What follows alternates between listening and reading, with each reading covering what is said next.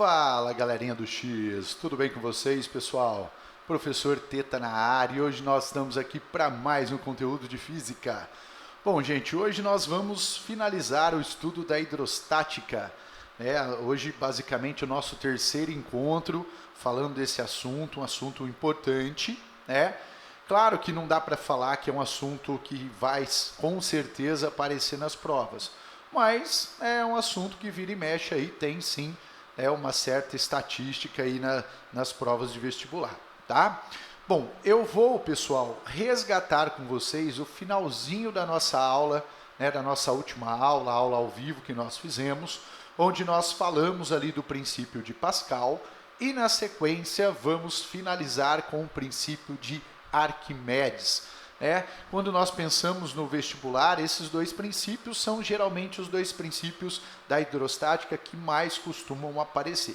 É claro que para que a gente chegue nesses dois princípios, nós temos que ter o conhecimento antes, A ideia do que é um fluido, da densidade, da pressão, do princípio de Stevens, a ideia de vasos comunicantes, são importantes para que a gente compreenda também esses dois últimos princípios, tá? Bom, vamos lembrar então o que diz o princípio de Pascal. Ele está anunciado da seguinte maneira, lembrem-se, um incremento de pressão, um acréscimo, um aumento de pressão comunicado, aplicado, fornecido a um ponto qualquer de um líquido incompressível. Pessoal, um líquido incompressível é aquele líquido que você tenta deformar e ele não se deforma, Ele não muda o seu volume. Esse acréscimo, ele se transmite de forma integral a todos os demais pontos do líquido, bem como as paredes do recipiente. Então, lembra que nós conversamos a respeito disso. Inicialmente, aqui nós tínhamos um recipiente, um líquido de densidade D, e aí nós tínhamos repousando em cima desse líquido um êmbolo, E aí o que acontecia? O ponto P1 e o ponto P2, eles tinham uma determinada pressão. Sabemos que a pressão no ponto 2 é maior que a pressão no ponto 1 por conta da profundidade. E aí, de repente, nessa outra imagem do lado, nós aumentamos a pressão em cima do ponto 1, colocando esse objeto. E aí o que nós chegamos à conclusão? Que o aumento de pressão que o ponto 1 sofreu também foi sentido por todos os demais pontos do líquido. Vamos dar um exemplo matemático, fica mais claro? Vamos supor que a pressão aqui no ponto 1 fosse 10. A pressão aqui no ponto 2, maior, porque a profundidade é maior, por exemplo, 15. Vamos imaginar que, ao colocar esse objeto em cima, ali agora, a pressão no ponto 1 tivesse aumentado, por exemplo, para 13. Para quanto foi a pressão do ponto 2? Pessoal, de acordo com o teorema de Pascal, o acréscimo de pressão, nós tivemos aqui 3 de acréscimo, ele se transmite para todos os pontos do líquido. Então, nós vamos ter um acréscimo de 3 no ponto 2 também. Se era 15, teve um acréscimo de 3, nós vamos a pressão no ponto 2 para 18. Tá? Resumindo, a variação de pressão sofrida pelo ponto 1 é igual à variação de pressão sofrida pelo ponto 2. Tá? Mateus, onde nós utilizamos isso? Vimos que nós utilizamos isso nos tais mecanismos hidráulicos. Então, vocês estão vendo aí uma parte de um mecanismo hidráulico que consiste em 2 recipientes cilíndricos, providos de êmbolos, que são essas partes móveis aqui, e esses dois cilindros, eles têm diâmetros diferentes, eles têm espessuras diferentes, e ali entre eles um líquido, um fluido. Quando eu produzo uma determinada força nesse êmbolo menor, a pressão, ela vai se transmitir de forma integral para todos os pontos do líquido, chegando até o êmbolo maior, tá? Pessoal, então a pressão produzida do lado 1 é igual à pressão produzida do lado 2. Mas nós sabemos que pressão é força sobre área. Então, o F1 pelo A1 é igual ao F2 pelo A2. Aí vem uma consequência que nós estamos percebendo. A área 2, pessoal, ela é maior que a área 1. Você percebe isso pelo tamanho do êmbolo 2. E para que aquela igualdade permaneça verdadeira, nós temos que ter a força 2 maior que a F1. Tá? E isso já tem que produzir um certo desconforto. Nós estamos com um mecanismo como esse, utilizando o princípio de Pascal, produzindo um ganho de força. Né? E aí eu lembro, né? Lembra que eu comentei com vocês que isso poderia te levar a uma conclusão errada. Mateus, já que nós estamos com uma força pequena, gerando uma força grande, eu estou gerando energia? Eu estou criando energia? E aí nós discutimos e vimos que tem, né, uma consequência, que é a seguinte: quando nós deslocamos o êmbolo menor dessa posição para essa, existe uma movimentação de líquido, um certo volume de líquido se desloca. E esse volume se desloca tanto na região 1 como na região 2 também. Nós temos o mesmo volume de líquido se deslocando. Só que como, né, pessoal, a área 2 é maior que a área 1, o deslocamento desse líquido vai ser menor. Então, olha que interessante. Nós temos um ganho de força, em contrapartida nós temos uma perda de deslocamento. Se nós mexermos com essas duas igualdades, essas duas equações, né, uma que eu chamei de equação 1 e equação 2, se nós multiplicarmos essas equações, nós chegamos que o produto da força pelo deslocamento do lado 1 é igual ao produto da força pelo deslocamento do lado 2. Só que, pessoal, força vezes deslocamento nos leva a uma grandeza chamada trabalho. E trabalho tem a ver com variação de energia. Então, para que a gente varie, né, a posição do êmbolo 1 de uma posição inicial para uma posição final, nós precisamos gastar energia. E esse gasto de energia é o mesmo gasto que nós temos no lado 2. Então, por mais que nós possamos concluir que nós tivemos um ganho de força, a perda de deslocamento foi, né, na mesma proporção, claro que numa proporção inversa, né, eu aumentei a força, eu diminuo o deslocamento de forma proporcional, produzindo um trabalho constante, consequentemente conservando a energia do sistema.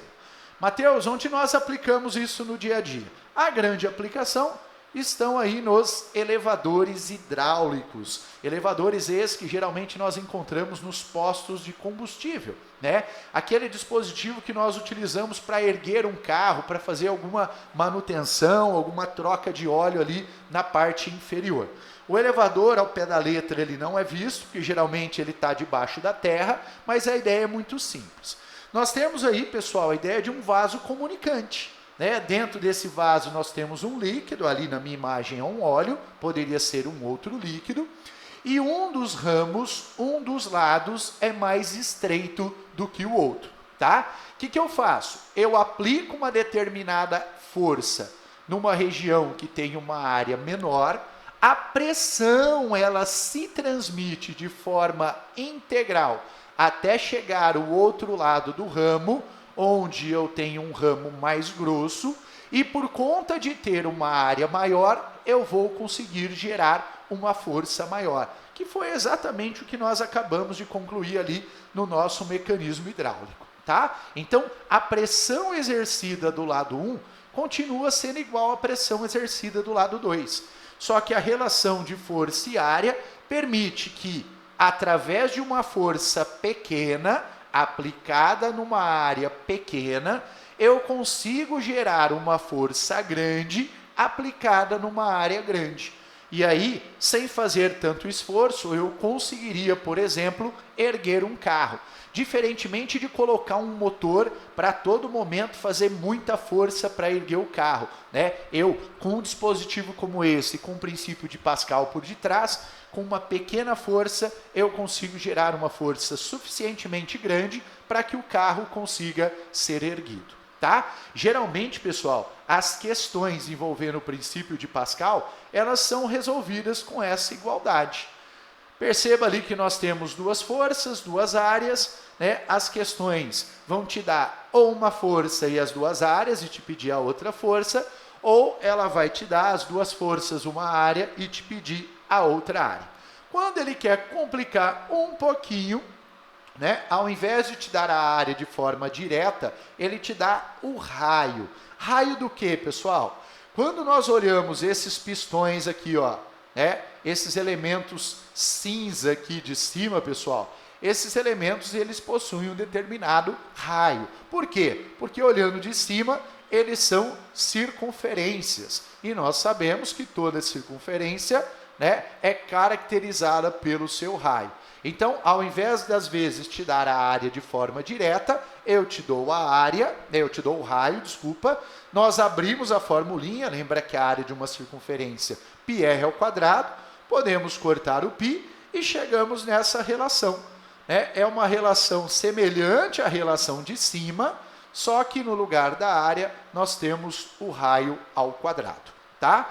Bom, basicamente nós fomos até aqui na nossa conversa. Mas eu queria comentar com vocês outros dispositivos que também utilizam aí o princípio de Pascal, né, para o seu funcionamento. E um desses dispositivos são as retroescavadeiras, né, os famosos tratores aí.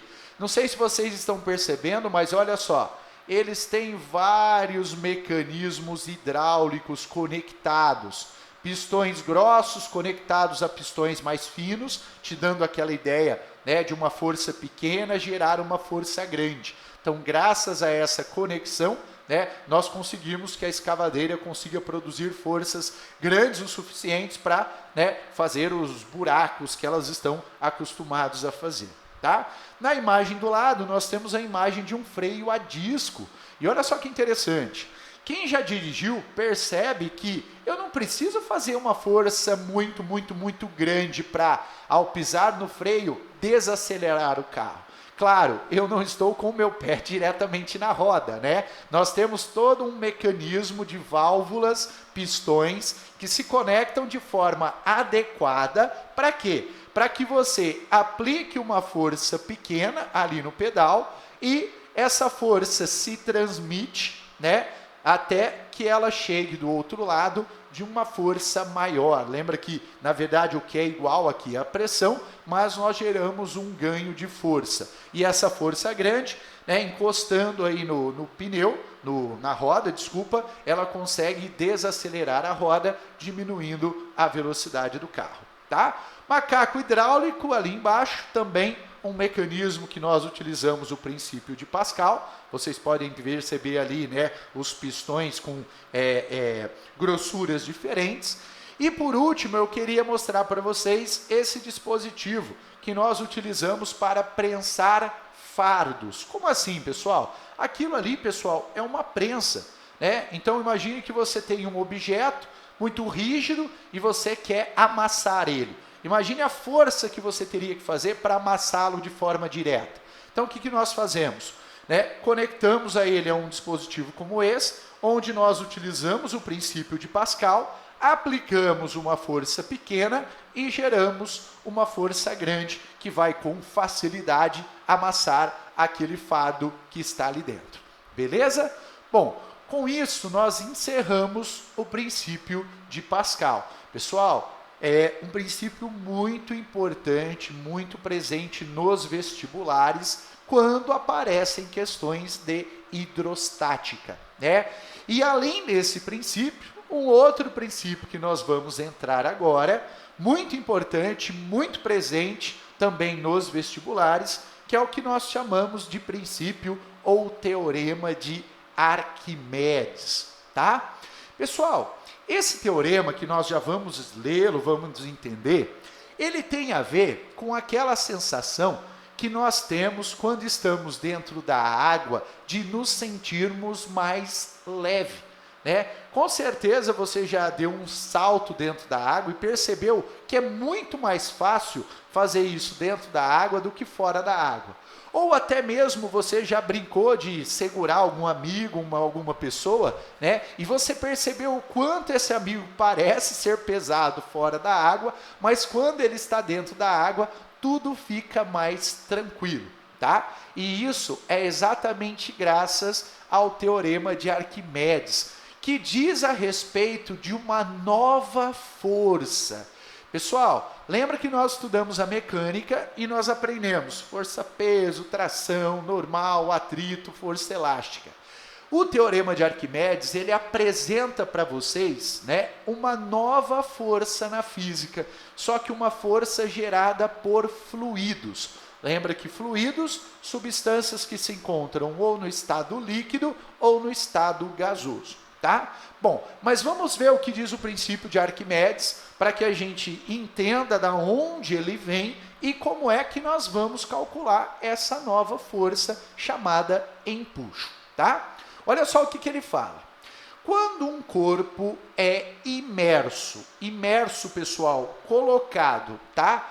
Totalmente ou parcialmente em um fluido em equilíbrio. Então, o que ele está falando? Quando você pega um objeto e coloca ele dentro, totalmente dentro, ou um pedaço dele dentro de um líquido em equilíbrio, que está sob a ação da gravidade, quem? O corpo recebe desse fluido uma força denominada empuxo, ou chamado de impulsão de Arquimedes. Mas, pessoal, esse termo impulsão de Arquimedes, né, não é tão usual no nosso linguajar do dia a dia. Então, vamos lembrar que quando eu pego um corpo, coloco ele dentro de um líquido, né, ou coloco ele totalmente, ou coloco ele um pedaço dentro do líquido, o líquido aplica sobre esse corpo uma força chamada empuxo.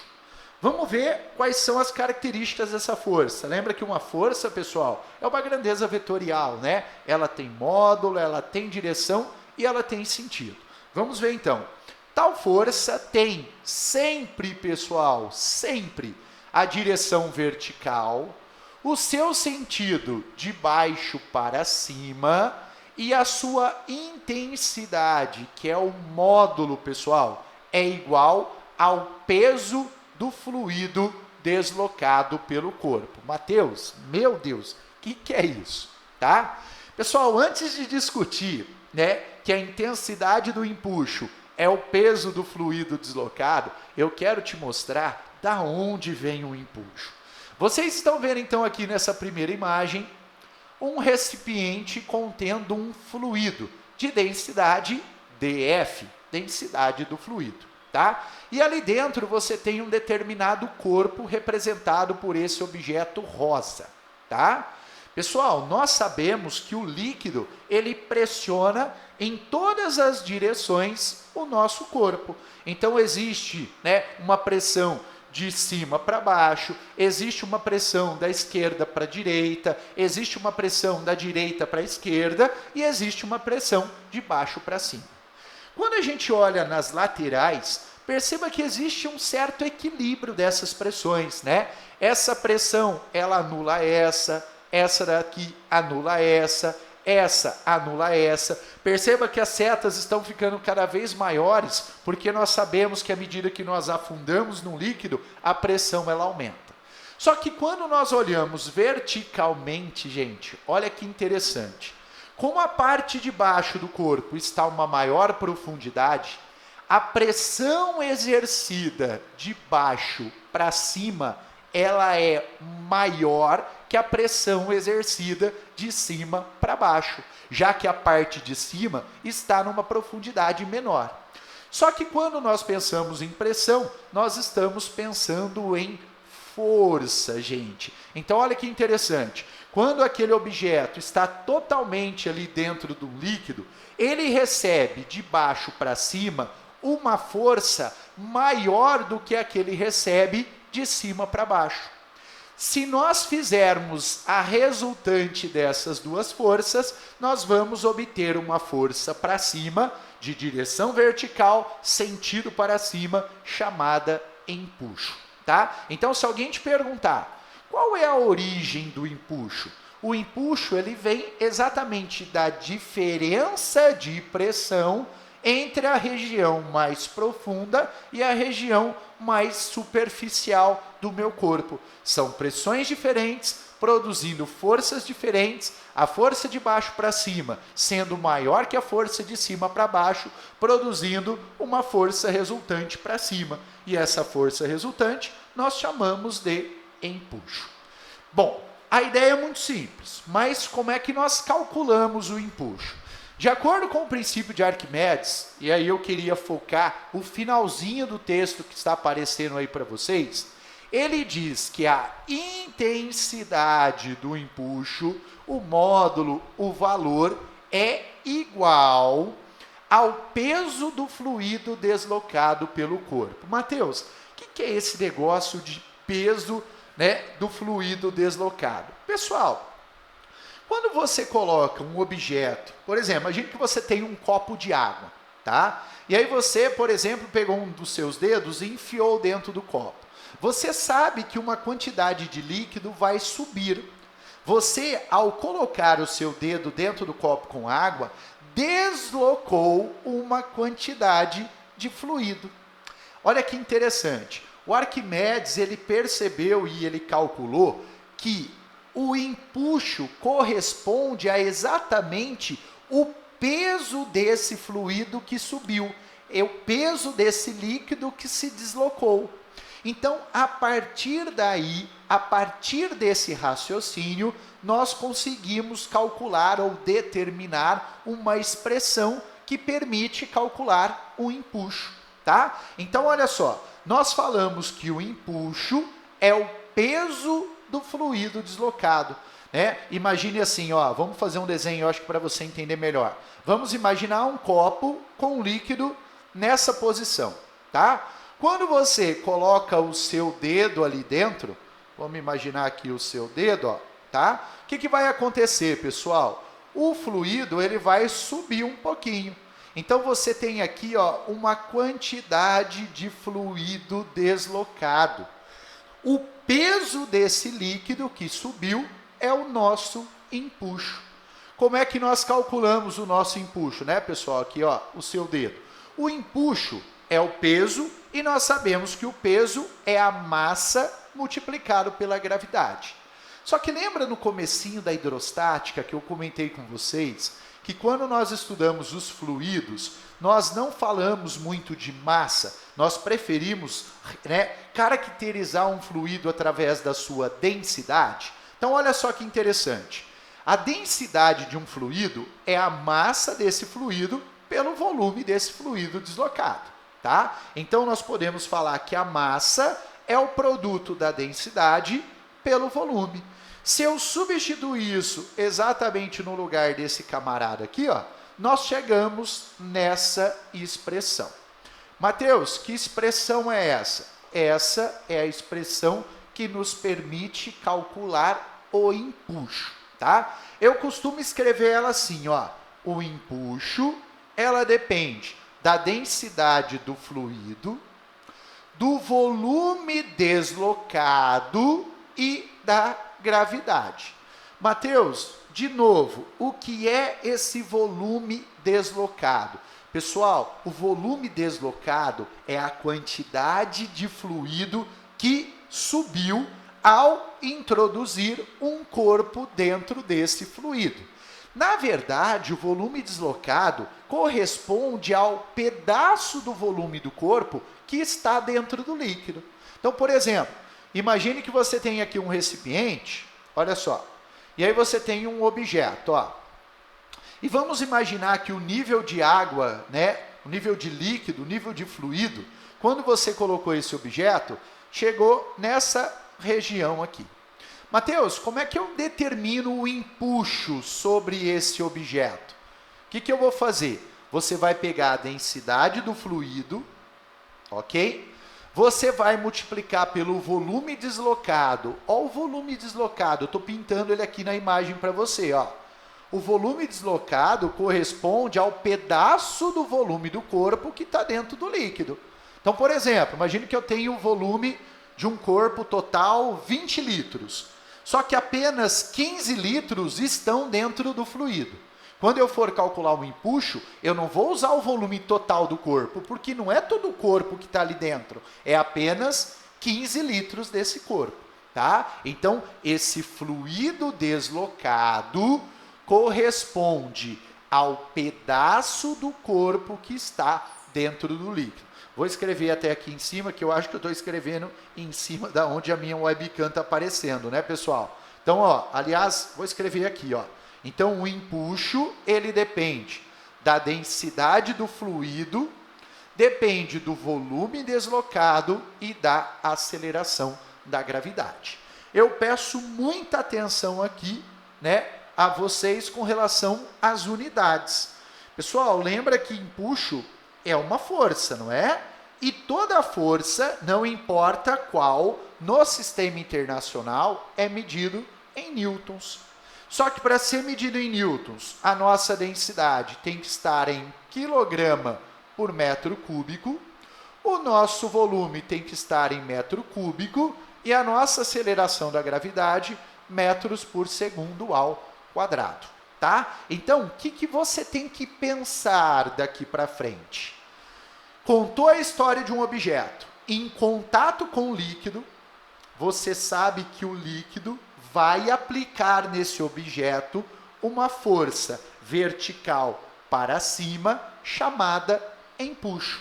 Essa força, ela depende da densidade desse fluido, na grande maioria o fluido vai ser um líquido mesmo, depende do volume deslocado, a parte em volume do corpo que está dentro do líquido, e depende da aceleração da gravidade. Tá? Você vai perceber, gente, que muitas questões aqui dentro, elas vão até ser semelhantes às questões de leis de Newton que nós trabalhamos, só que agora com a introdução de uma nova força.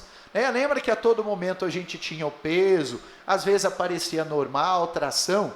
Se você tiver um corpo em contato com o líquido, lembre-se que você vai ter agora uma nova força chamada empuxo. E é por isso que você, ao segurar um amigo seu dentro da água, você sente que ele está mais leve. O que está acontecendo na verdade, pessoal? Quando você coloca o corpo do seu amigo dentro da água, a água te ajuda a segurar ele. Por quê? Porque a todo momento a água vai fazer uma força para cima, aliviando a força nos seus braços. Quando você segura o seu amigo fora da piscina, todo o peso do seu amigo está sendo suportado pelos seus braços. Por isso a sensação de ser algo pesado. Agora, quando você entra com o seu amigo dentro do líquido, você tira um pouquinho da sua responsabilidade e joga um pouquinho a responsabilidade para o líquido. O líquido faz uma força para cima chamada empuxo, você não sente toda aquela força nos seus braços, dando a sensação dele estar mais leve, tá? Isso explica, por exemplo, por que um navio, um transatlântico, feito de aço, consegue boiar na água. Você já se perguntou isso? Mateus, eu acho tão estranho aqueles navios gigantescos conseguindo boiar na água. Sabe o que acontece? Por mais que eles sejam feitos de ferro, dentro deles existem algumas regiões onde tem o ar. E esses objetos, eles acabam tendo uma densidade menor que a densidade da água. E aí o empuxo, a força que o líquido faz, consegue se igualar à força-peso e ele consegue ter uma estabilidade, não afundando. Os submarinos também funcionam assim. Quando um submarino ele quer emergir, ou submergir, descer ou subir, o que está acontecendo aí, pessoal? Nós temos uma briga de duas forças, da força-peso e da força de empuxo. Se a força-peso for maior que o empuxo, o submarino desce. Sabe como que ele faz para descer? Começa a encher algumas câmaras, alguns compartimentos de água. Nós aumentamos o peso dele e ele afunda.